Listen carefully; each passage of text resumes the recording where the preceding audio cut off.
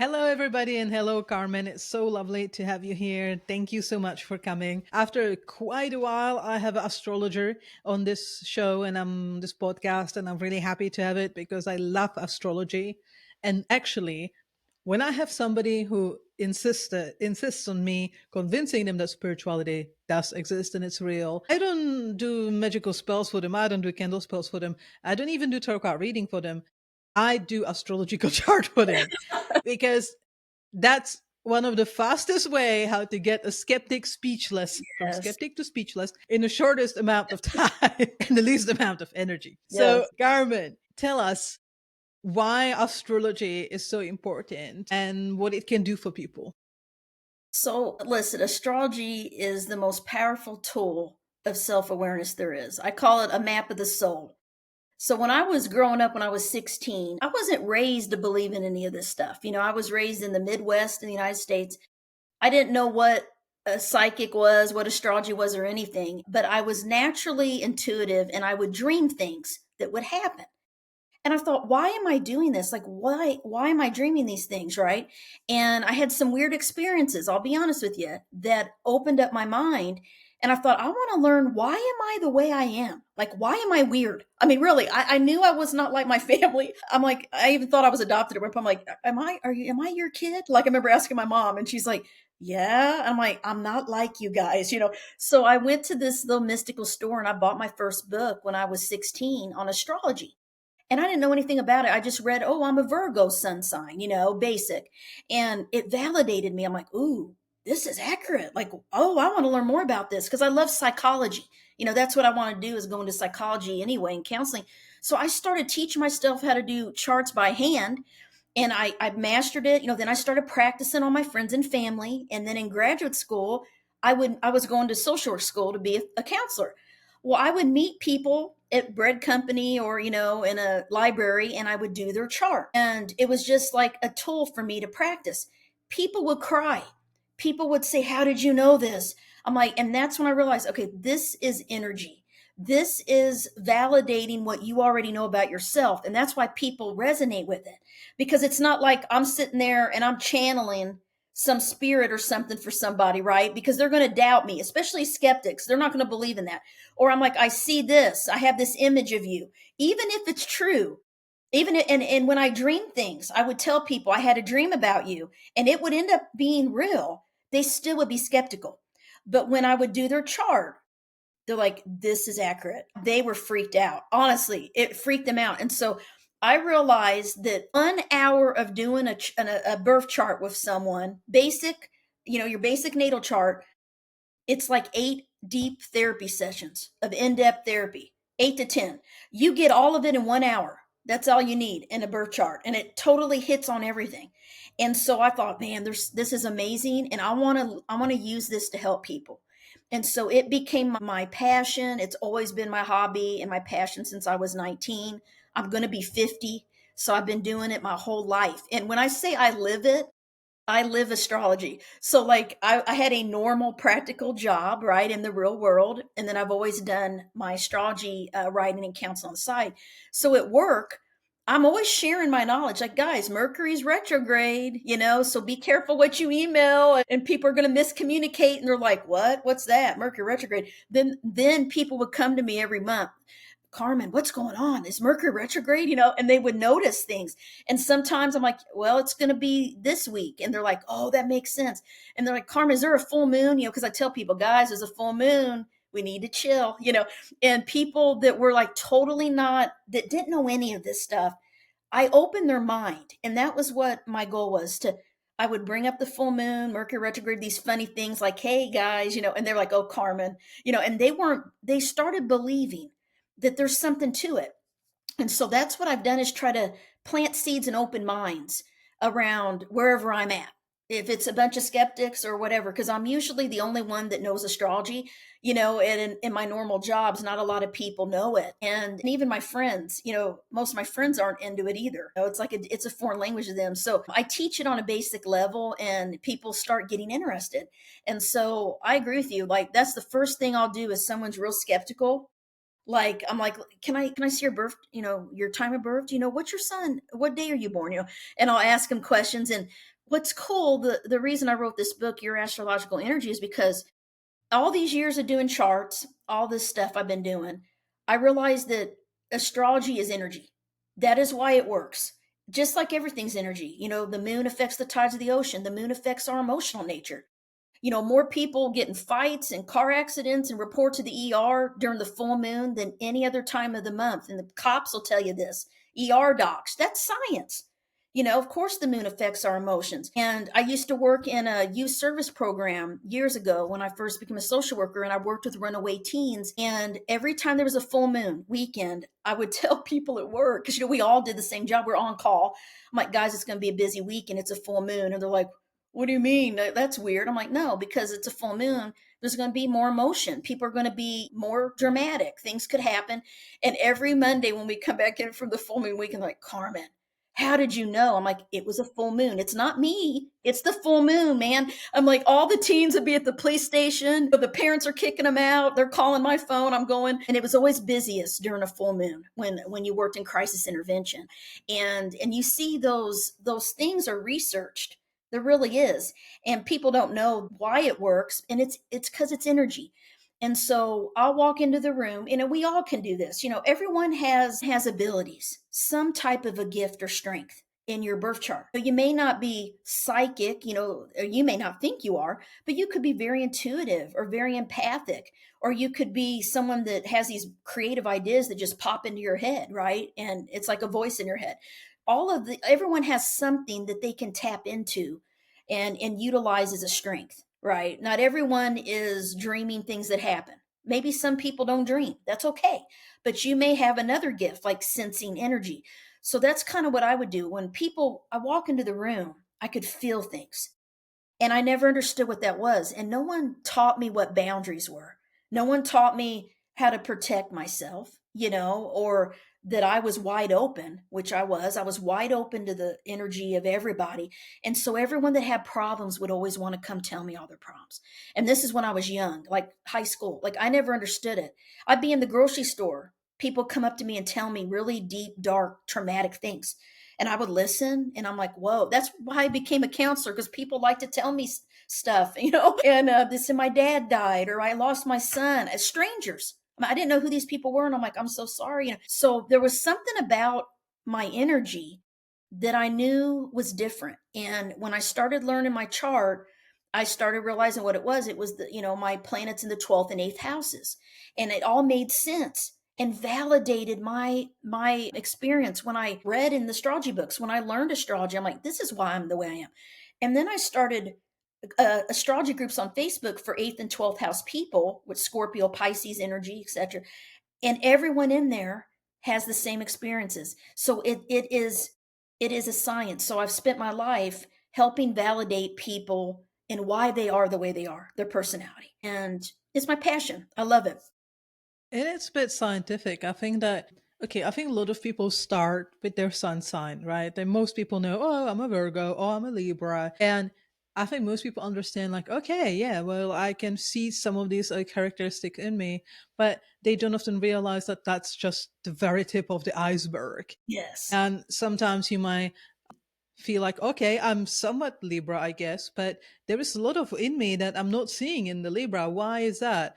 And it's not because of the astrology is wrong, it's because you don't take into account the whole rest of your chart, right? So Yes. people start with the sun sign, but that's not all there is to it, right? No, no. The way I explain it is this. So at the moment, time, place of your birth, city, state, country, wherever you're at, and time is important. Date, month, year. You look up at the sky, and all of the planets are in a certain star constellation, which we call the sign. So there's 12 main constellations, and there's 10 main planets. We also have asteroids, but I'm not going to get into that. So the 10 main planets that we have, and we know, Sun through Pluto, right?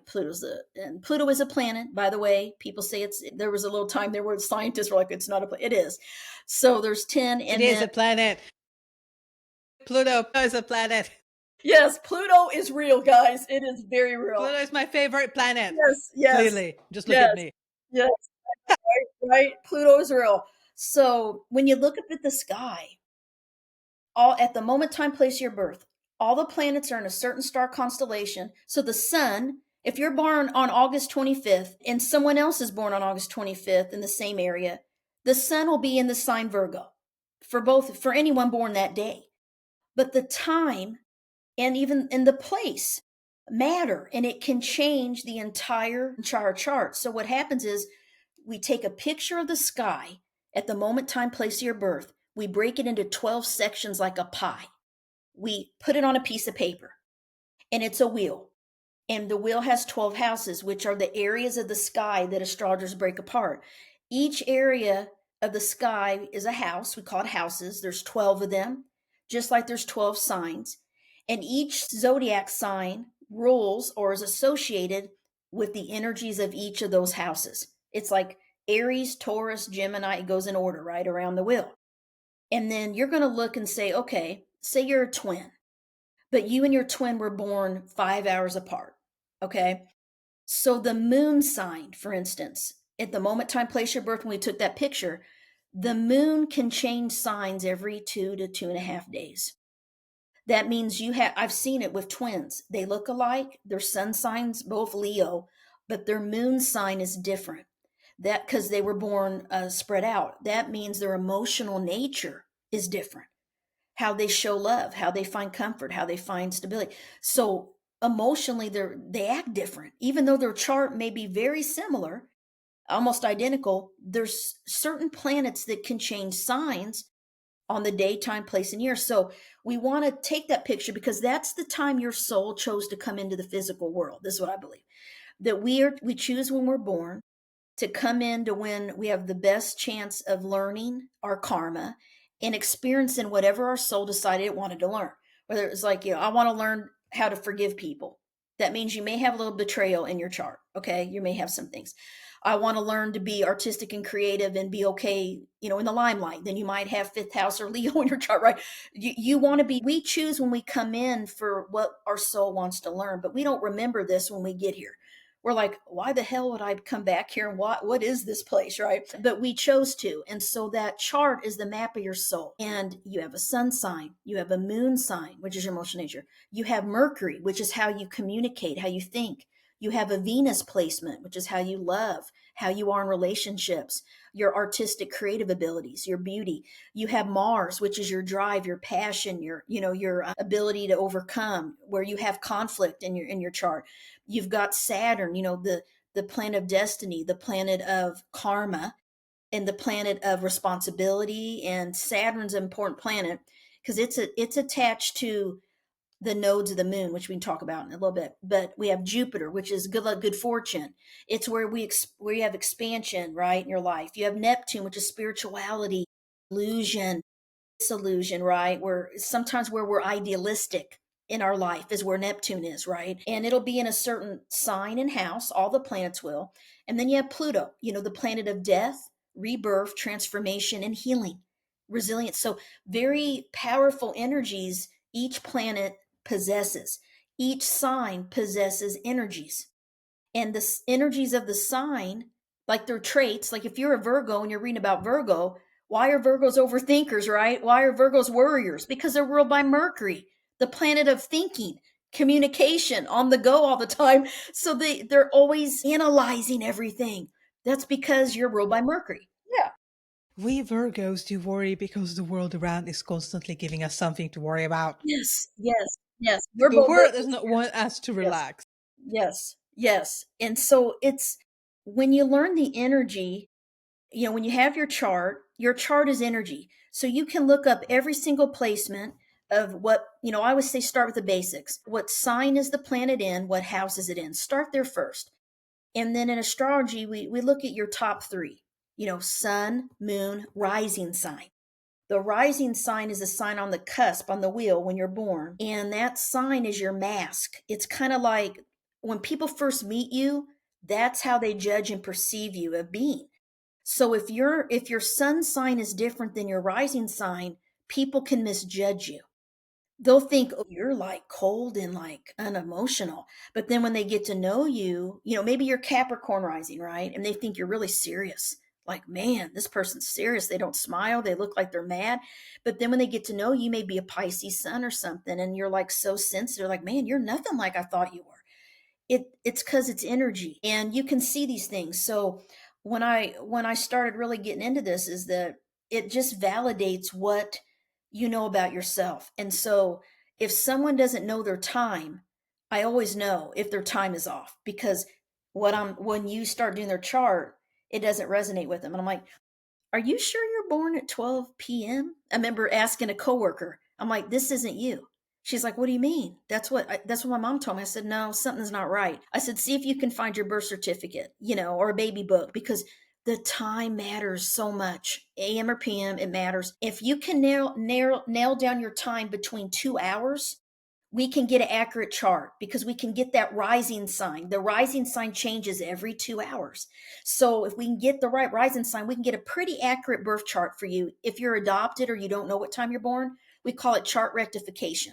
So there's a way to get it, a way to find your chart. And I help a lot of people do that, because they really want to know and they don't know their time, or it wasn't on the certificate or whatever. But the time's important, because it can change what area of life the planets are in. It'll change the houses. You can do a basic interpretation without a time, because you'll know, okay, all the planets are in these signs, and you'll go by that. But if you have a time, it makes it even more accurate, more precise, right? And so knowing the rising sign, that's how you relate to stress, how you physically look. So sometimes I'll know when someone walks in the room, I usually pick up their rising sign first, immediately, and their energy. I'll feel their energy, how they look, their physical appearance. I'm like, they're Leo.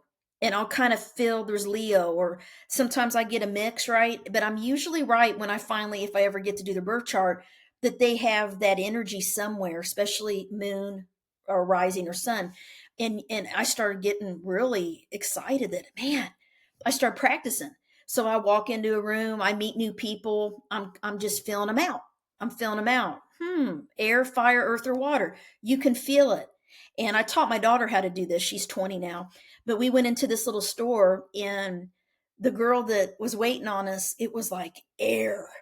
I'm talking like out there, man. Like I knew she was there, because I could not feel her. Like I could not connect with her energy. That's always when I know someone's got a lot of Aquarius, because if they're Libra or Gemini, I feel them, because they're more social. Their air energy is different than an Aquarian energy. So I'm like, are you an Aquarius? And she's like, yeah. And I'm a Libra rising. I'm like, ah. And my daughter's A lot like, of that's crazy, yeah. mom. So then she's wanting to learn this stuff, do with her friends. But it's such a science. And what it does, guys, is it helps you understand other people, and it helps you be less judgmental of other people. Or you know what it helped me? Not to get my feelings hurt by other people, because I would get hurt easily.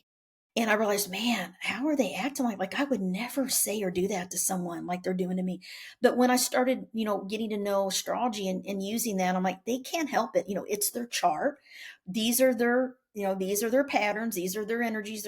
So I would adapt. I'm very good at adapting to people when I know their chart, because then you know what they need. You know what pisses them off. You know what, their strengths are, and you know what things are going to make them upset. And so sometimes, though, you got to work with difficult people. There's nothing you can do. I mean, I've had this at work where I'm like, dang, man. When I did the chart, I'm like, oh, I am in trouble. And if it was a boss or something, I'm like, oh man. And so sometimes I was excited, because I'd have a coworker that was like really compatible with me. I'm like, yeah, we're going to click. We're good. But you can start seeing where there's obstacles and challenges in relationships. It comes down to astrology, and it really is energy. And one of the cool things is a lot of people ask, well, they always ask me, Carmen, why don't I have planets in this house? Why is it empty? Well, I don't have anything in this one. Or I don't have any planets in this sign. It's okay. I always tell them it's not a bad thing. You don't have planets or something in a house. It just means that those aren't primary, karmic lessons you have or learning. But I always tell people, like in my new book, we can harness the energy of all 12 signs, because we all have all 12 signs somewhere on the wheel. And so, say you have Aries on the seventh house of relationships. You can harness, but you have no planets in Aries and no planets in the seventh house. It's okay. You can harness Aries energy in that area of life. You can read about Aries and you can try to become like an Aries. If I want to be more Scorpio, which is what I'm trying to do, I'll read about Scorpio. How do I be a Scorpio, man? Because it's so different than how I am. And so we can learn in my book about how to harness the key strengths of each sign, and we all can do it. So if if you're like just want to be more relaxed and laid back, you can read about maybe Pisces, or read about Libra or Taurus. Be If you want to be more calm, more grounded. So you can learn about what you want to master. And that's what I love about astrology. It's just energy, and we can utilize it to overcome our challenges. I always say that astrology helps us heal, transform, and become more resilient. And every sign has strengths and talents and weaknesses. I mean, we're Virgos. I know my weakness. I overthink, and I worry, and then I get a sick stomach.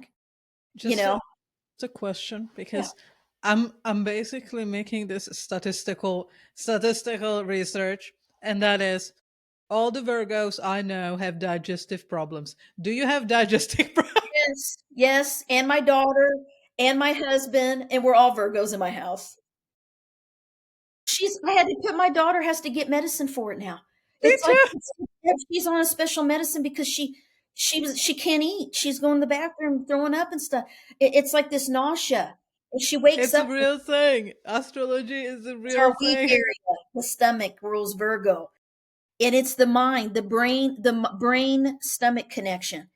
Because even if we don't feel like we're stressed, we're overthinking. And it's the anticipation of something is when I start getting, like if I used to have to speak in front of a lot of people at my normal job, and I was a mess, man. Like I make note cards because we're prepared, right? We like to be organized.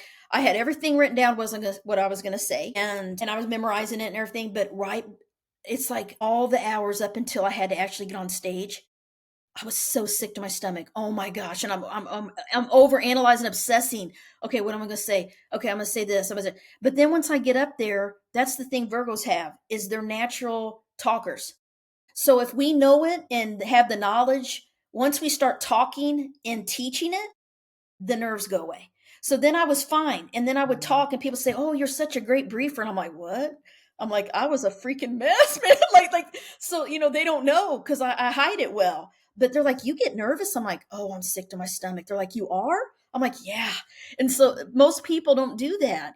So my daughter has that. My husband had every day. My husband's like, "My stomach hurts." Almost every stinking day. Him and I are born the same day, August 26th. So we're Virgo.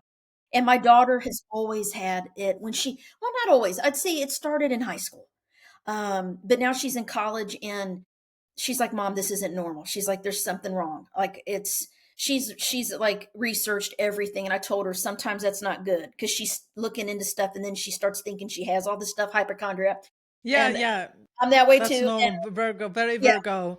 Like, any listeners, please, if you're Virgo and you're hypochondriac and you have six different bags with different pills, which half of them you forgot what they are for, and and the other half is expired for about 5 years, and you do have a digestive problems, let us know in the comment section below. We can do yes, like Virgo hypochondriac club. yes, yes. Acid reflux, it's Oh awful. my God. I can't eat anything. I'm talking like I told my husband there's something wrong with me. I literally will have a piece of bread with a piece of like meat, no acidy food, no tomatoes, nothing. And I'm burping it up. I'm like, I am burping up nothing. Like I can't even eat. Forget about it if I have wine. Oh my God, I will be up all night sick to myself. And I still drink wine though, and guess what? I pay for it because then I'm nauseous in the morning. I don't want to eat in the morning. I feel sick to my stomach. Every morning I wake up with the sour stomach almost every morning. And it is just it's our vulnerable area. Like Taurus, they get a lot of throat stuff. Go straight to their throat. They get phlegm. I was working with a Taurus girl and she wasn't a believer in this, and she started telling me I can't have dairy. I can't have cheese. I can't have this or that. She was very specific when she was ordering her food. I said, "What's going on?" And I said, "You get phlegm?" She's like, "Oh yeah." She's like, I think I'm allergic to dairy. We don't know what's causing it. She can't swallow. It's affecting her throat. She's a Taurus. I said, yeah, your throat's your vulnerable area. And then we were at work one day, and I had said to her at dinner once on a trip, do you sing? She said, yeah, I like to sing. Because a lot of Tauruses have a singing voice. They like to sing. They're good singers. I noticed this. Wow. And it worked. She's over there singing in the cubicle, and I could hear her. And then I watched the show American Idol. And I did some research. This was like years ago. I'm like, a lot of the singers on American Idol were Taurus. You'll start noticing. Yeah, some of the Uh huh. Tauruses I know. Taurus He sun, also loves Taurus to moon, sing. Taurus rising. Yeah. Play out in those Taurus sun sign, moon sign, rising. My daughter's Taurus rising, and she loves to sing. I had her in voice lessons for a while, and she was dramatic, loved theater and stuff. But she can sing, but she doesn't think she's good enough because the Virgo perfection. That's the thing with Virgos.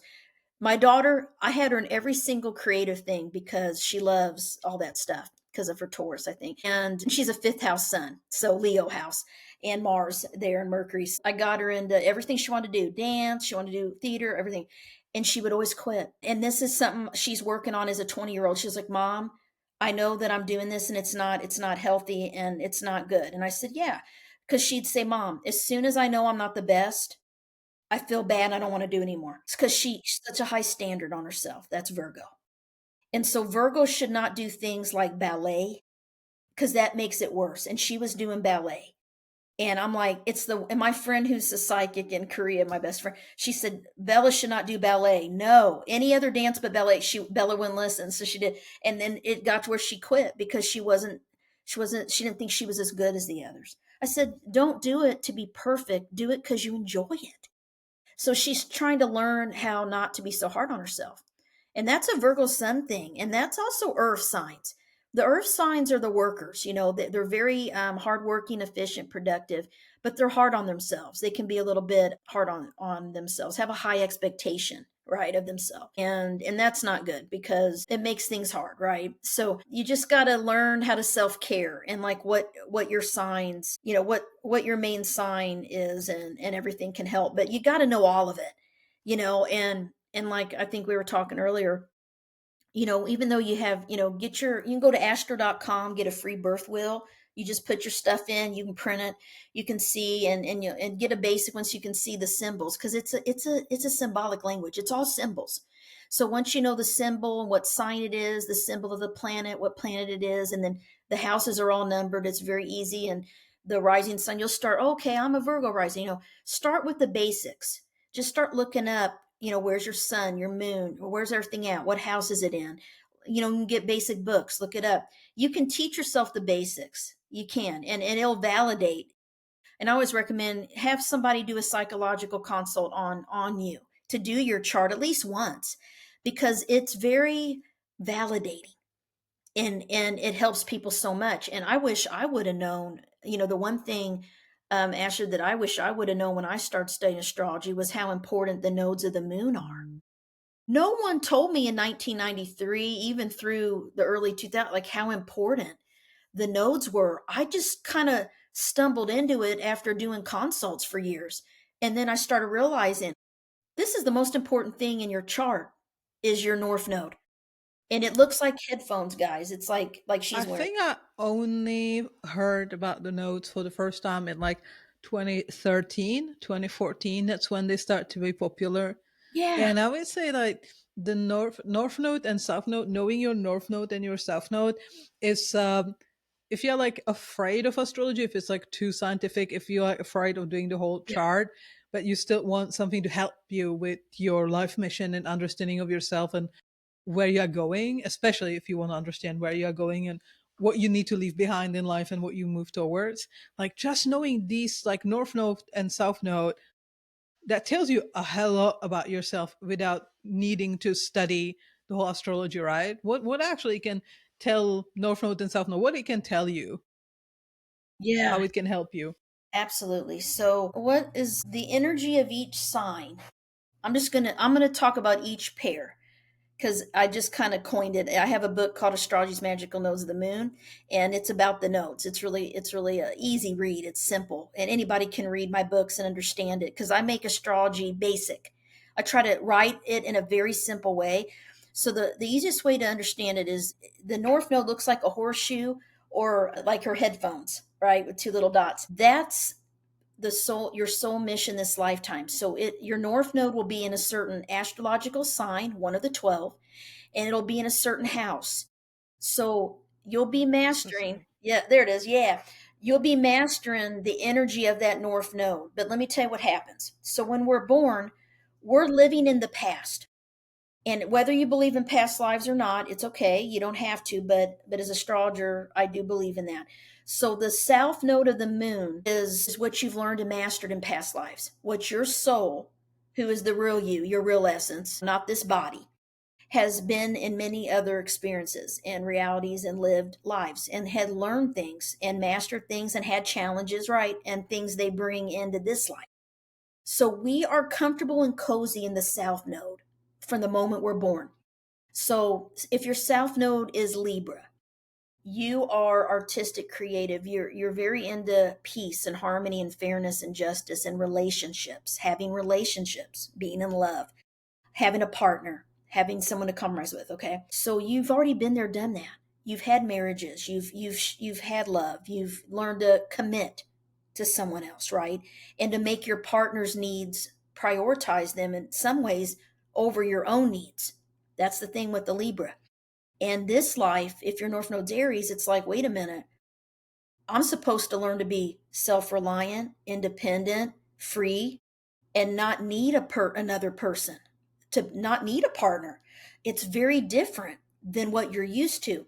So what happens is when we're born, we're living in the south node until we have our first Saturn return. The planet Saturn is the planet of karma, learning, time, discipline, responsibility. Saturn, it takes about 30 years to return to where it was when you were born. So when anyone on earth, everyone on earth has a Saturn return, and even skeptics, when I ask them, what happened when you're 27 to 30? Did you get married? Did you divorce? Did you have a baby? Did you move? Did you change jobs? Yes to all. Okay, almost everybody. You're going to have a major life change during age 27 to 30. You may feel like, what the hell is going on? I feel like I'm being punished. Like the universe is knocking you upside down. That's because for the first time in your life, it's shaking you up to get you into your soul mission, which is the North Node. Before that, we're living in the past. We're all cozy in our little South Node because it's all we've done, and we're just repeating patterns and doing what we always do till that Saturn return happens, and then you're like smacked upside the head, and you're like, what the heck is going on? And then you feel different. You feel weird. You're like, wait a minute, I'm not who I was before. You're not, because you've been awakened, and you're awakened to start moving into that new territory, which is the North Node, and it's uncomfortable, guys. I'm living it. Astrid's living it. We all have our node, and we're living everything we do and everything that happens to us after age 30 is happening to get us into our North Node. There's two things I've learned from doing charts for thousands of people. I've done charts for all ages, everything. By the time we're in our second Saturn return, which is 57, 60, age 57 to 60, we are in our node. We're in it. I've never met anyone that's not. And that's because everything happens to get us into that node. But guess what? Don't beat yourself up if you're still struggling on becoming a Scorpio North Node or something. That's me. It sucks. I'm used to this Taurus, and I don't want change. And all my life is crisis intervention and drama and change, right? So, and I have to let things go and start over again. I'm used to it now, but I'm getting better about it. And I feel like I am more Scorpio now, but I'm going to be 50. So shoot, it's taken me a long time to feel comfortable with my North Node. And now I do everything I can to be a Scorpio. So I recommend read the sign, read in the book about your North Node sign, the chapter, if it's Pisces, Cancer, Capricorn, whatever it is, and try to become like that sign. Get out of your comfort zone. I wish someone had told me that. I would have been trying to be a Scorpio a long time ago. But it's hard because your soul doesn't like it because it's different, and you don't know what to do. I remember I used to say, I'm never going to be a Scorpio. I'm too nice. Like I'm too like mystical and stuff. Like I'm too trusting. Like I was so trusting. And what happens is you end up making friends or marrying or dating people or having kids that have your nodes or flip nodes of you, or they have the sun in the sign that your north node is in. And there's you start meeting people that are teaching you how to be a Scorpio. And for me, that was my daughter. Her nodes are flip of mine, and she's a south node Scorpio, north node Taurus, and she's a Taurus rising with Scorpio in her seventh house, and then she's got a little bit of Scorpio. And my daughter, when she was like 12, she's like, "Mom, you're too nice," and I'm like, "What the?" She's like, "Mom, you trust people too easily." I'm like, "God, Lee, man, this kid is my mirror." So it's like, I know, I don't know how not to be nice. And she's like, "You need to just no." She was Scorpio. So she's learning to be like me and I'm learning to be like her. I make her like I try to hug her. She's like, "Oh, don't touch me. Don't touch me." Like she doesn't want me, so I have to let her initiate hugs cuz she is a Scorpio soul. She's already been there.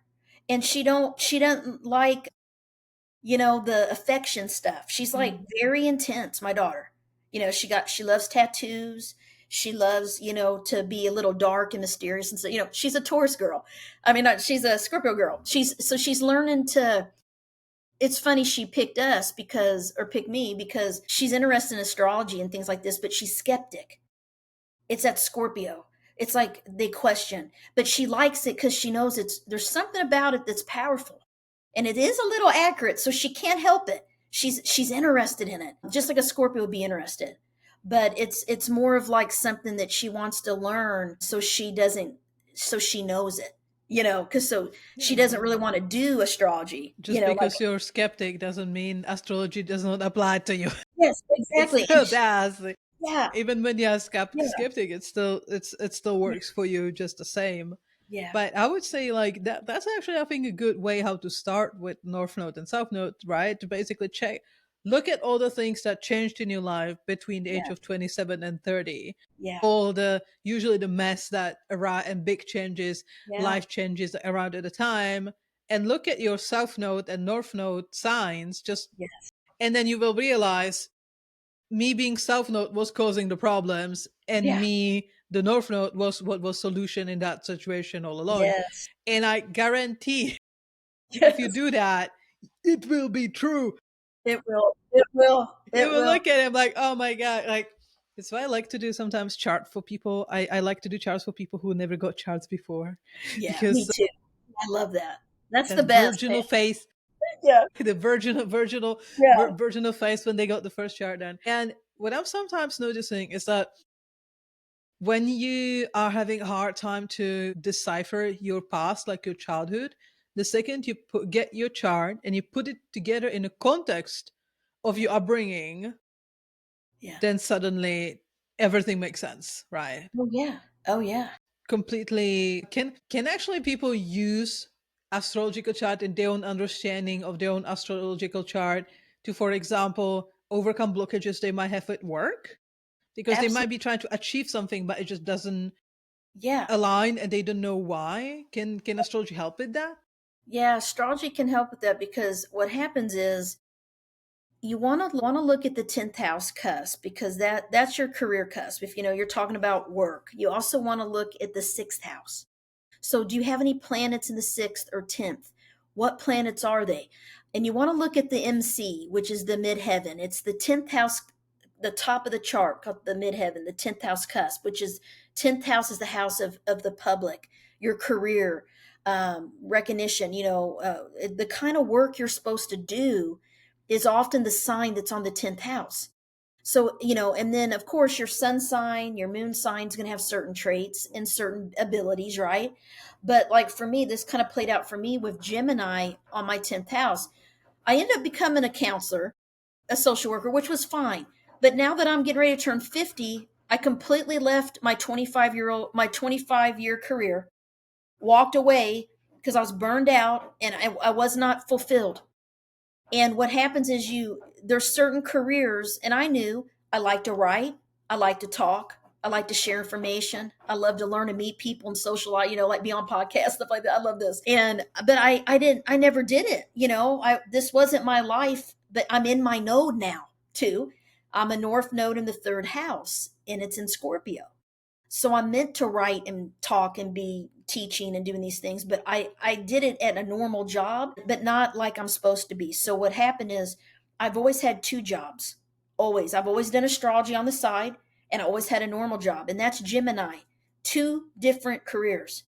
And I always had both and had to balance both because Gemini midheavens need variety. They get bored at work easy. Once they learn a job, they're bored. They have to have that mental stimulation. So I had that duality of career, a normal clinical social work job, and then I had my astrology and my writing and all my other stuff. So you want to look at what sign is on the 10th house because those careers can be fulfilling for you. But you also want to look at, do you have any, what positive planets are in the 10th? Are there any difficult planets? Like my daughter has this where she has Neptune in her 10th house. And when she started looking this up, she's like, Mom, this is not good. I'm never going to find a career that I don't. And I said, no, that's not exactly what it means. But she's going through it now where she likes so many things. She doesn't know what she wants to do. And it's Neptune causes some illusion, but Mm. she loves creativity and spirituality, but she loves film. She's like directing, and that's very Neptune, right? But the problem is she's got Capricorn on the midheaven. So it's like she's a little artist, but then she's worried about making money, surviving in the real world. She's like, so she's like, maybe I'll just be a lawyer. It'll kill my soul, she said. But see, she knows she likes to have money. That's Capricorn, okay? She wants to not be having to, not have money for food and have a nice little house. She knows this. But if she could, she would just be an artist and not worry about that she's a little artist. So, and she wants to be creative. She wants to do that. But she has that Capricorn there, which is, it makes it hard because she's torn between, doing what society and normal, the world makes you do in the material world versus really being creative in her career and doing a creative career. So, I'm helping her with that. Some people have Venus and Sun in the 10th house and they just naturally find their career and they are successful at work and their work is always good. They have good luck. Jupiter in the 10th, lots of things. So some people have it a little easier trying to figure out what work to do, but it depends on the sign, like if Aries is on the midheaven, I tell people you've got to be your own boss. You've got to be an entrepreneur, own your own business kind of thing, because Aries don't like taking orders. And so they don't want to be working for a boss that doesn't give them autonomy. If they have like remote work is great for Aries because they have the freedom and autonomy to work and get stuff done.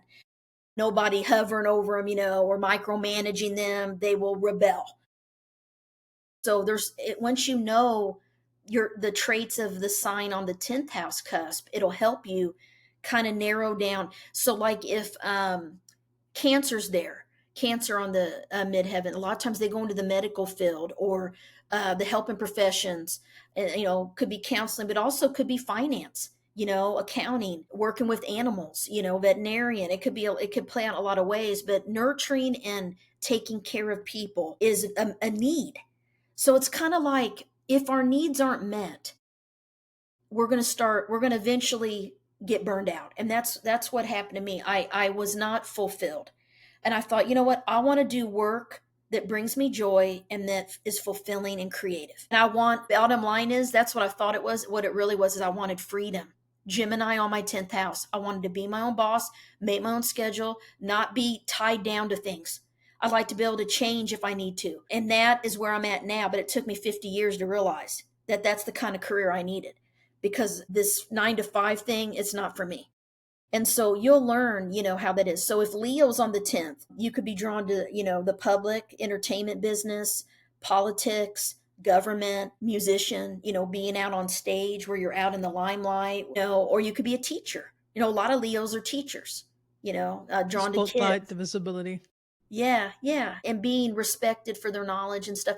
And then Aquarius there could be more like scientific, innovative kind of careers, like, where they're thinking outside the box, engineering, even medical, coming up with medical research. Scorpio there often could be, they need a career that's healing, like power.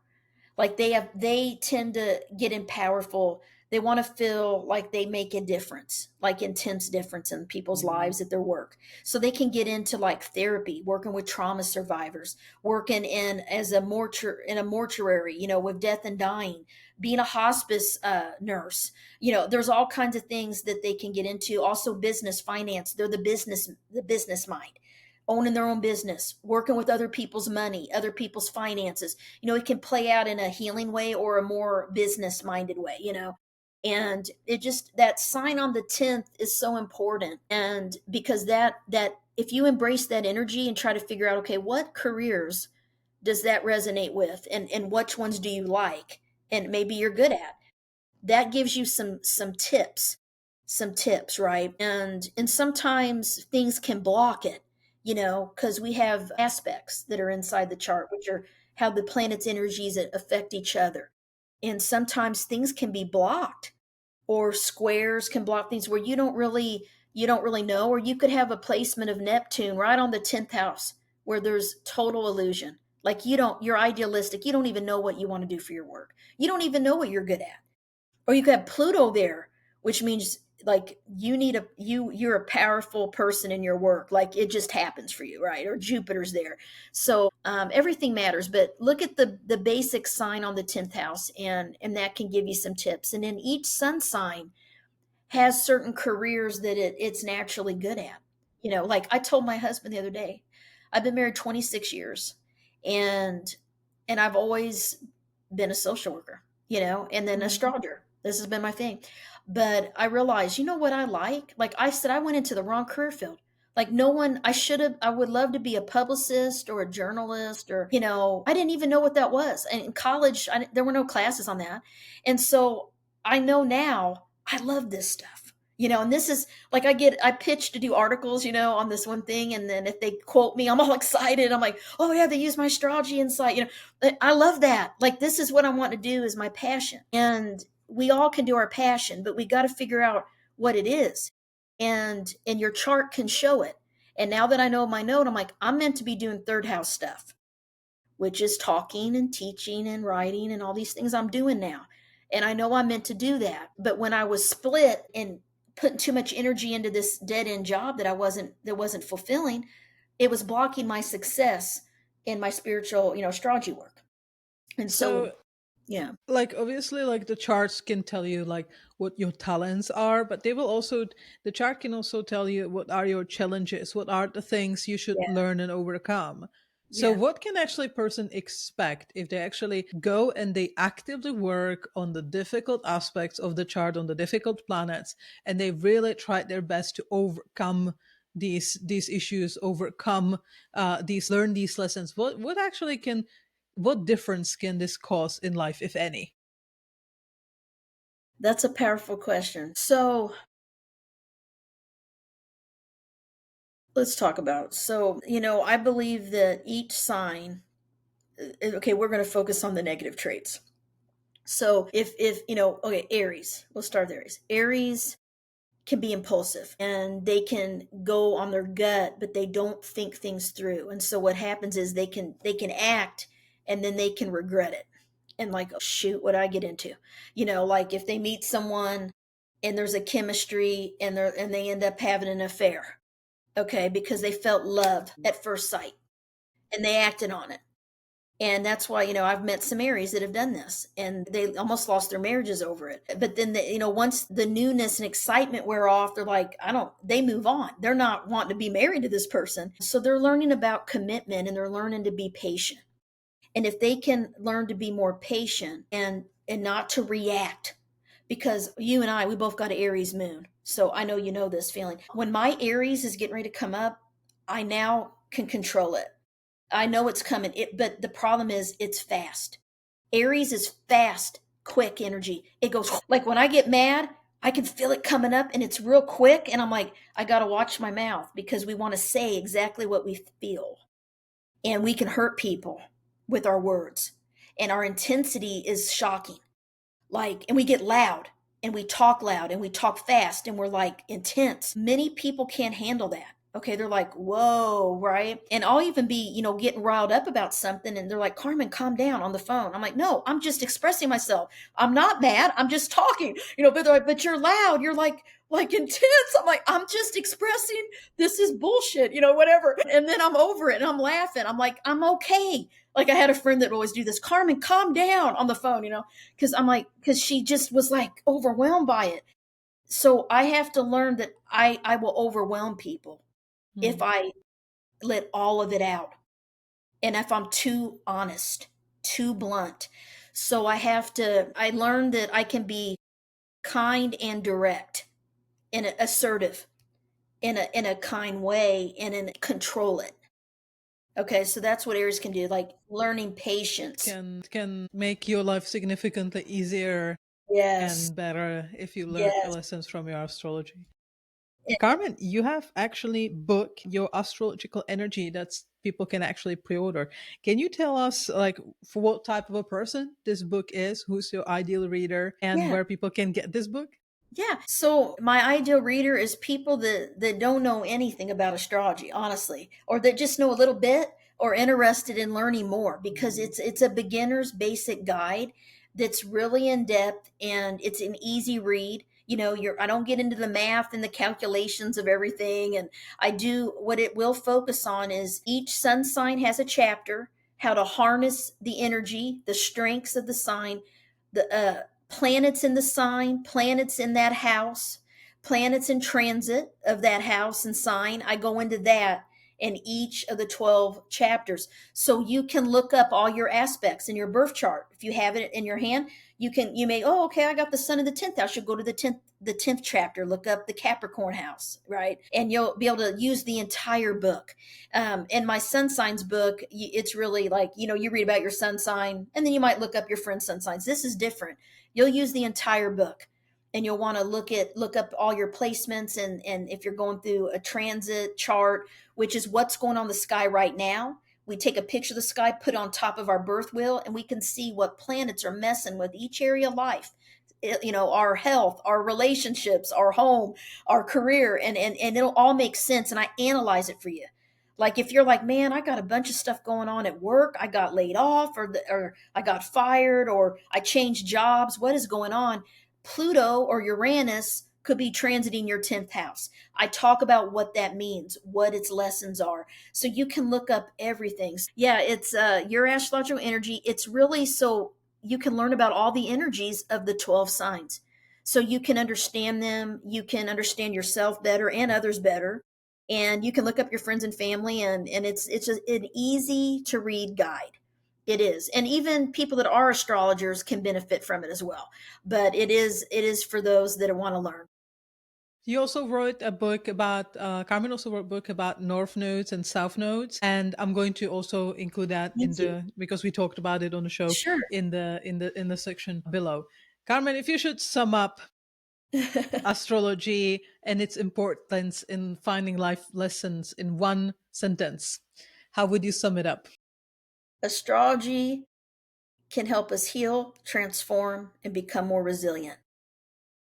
Amazing. I absolutely agree. I think I feel the same way about astrology. It was so lovely to have astrologer here. I'm so happy we did this. Thank you. Thank you so much. Thank you so much, Carmen, for coming today, and thank you so much for sharing your astrological wisdom with us today. I hope you liked it, our listeners, and for everybody, I'm going to hear you in our next show. Let your unseen light shine, and I'm going to see you really soon. Thank you.